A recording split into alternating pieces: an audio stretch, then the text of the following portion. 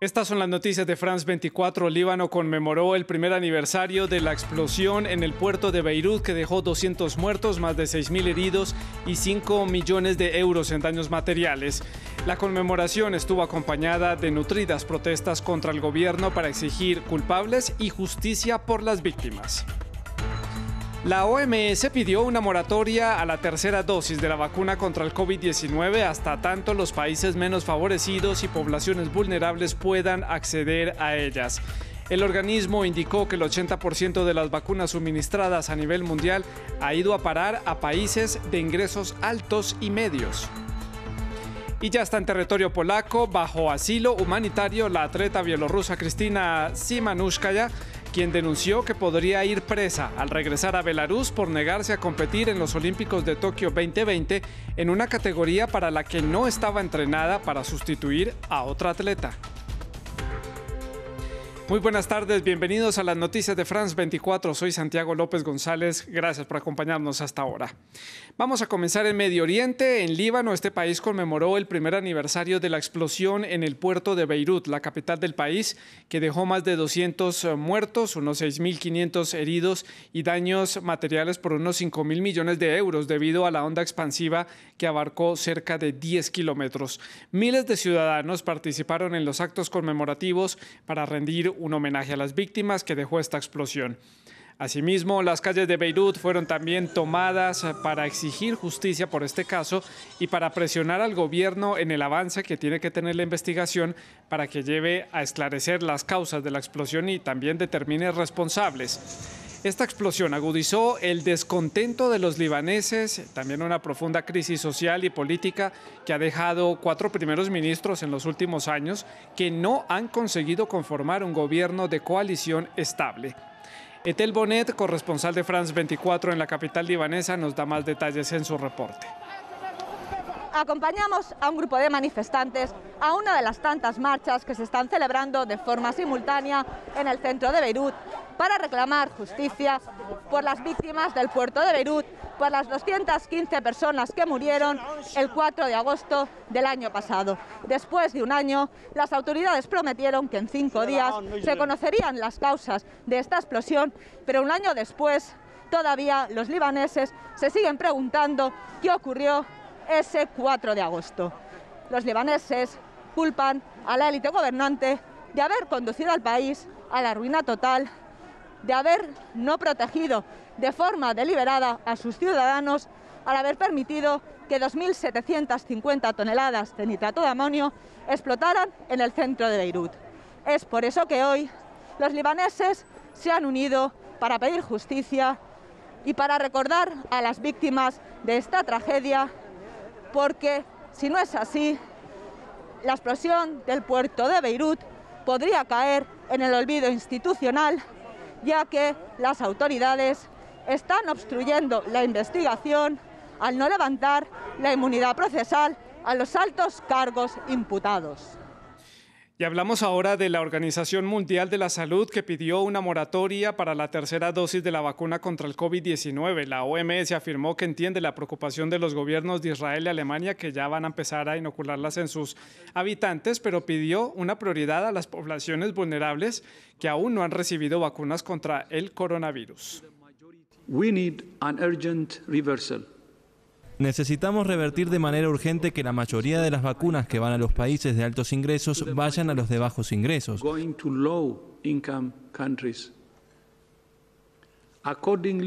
En consecuencia, la OMS está pidiendo una moratoria para los refuerzos hasta al menos finales de septiembre para permitir al menos que el 10% de la población de cada país esté vacunada. Vamos hasta América Latina. Las autoridades de Nicaragua arrestaron e inhabilitaron a Berenice Quesada, la ex reina de belleza y también aspirante a la vicepresidencia de ese país, que forma parte de la opositora Alianza Ciudadanos por la Libertad. El lunes pasado, Quesada había oficializado su candidatura como fórmula vicepresidencial de Óscar Sobalbarro para las elecciones que están previstas para el mes de noviembre, pero fue puesta en arresto domiciliario. Si bien simpatizantes del sandinismo la acusaron de apología del delito, las autoridades nicaragüenses no han ni confirmado ni desmentido esta denuncia. Y el grupo talibán reivindicó el atentado contra la residencia del ministro de Defensa en la ciudad de Kabul, la capital afgana, que dejó al menos 12 muertos y 22 heridos. El ataque suicida fue confirmado por el portavoz del talibán, que también indicó que era parte de una operación de venganza contra importantes funcionarios de la administración pública.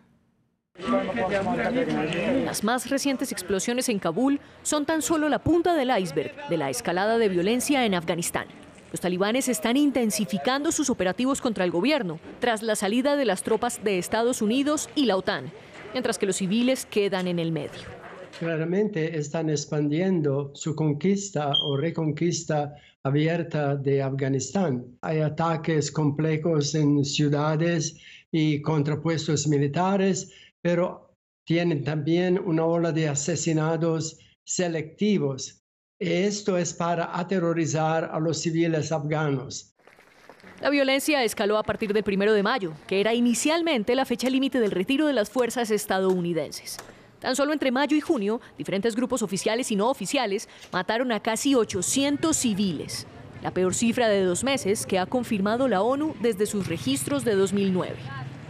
El ataque más sangriento fue la racha de explosiones el 8 de mayo contra un colegio femenino en Kabul, que mató a cerca de 85 personas. La mayoría eran niñas. Primero fue el coche bomba, luego la segunda explosión y después la tercera. Corrí al lugar y me encontré cuerpos de niñas sin manos, sin cabezas. Vi sus cadáveres apilados uno encima del otro. Aunque Afganistán enfrenta un repunte de la violencia, el país nunca ha estado en una paz total. Según la misión de la ONU en el país, entre 2009 y 2020 se ha mantenido la cifra de civiles muertos.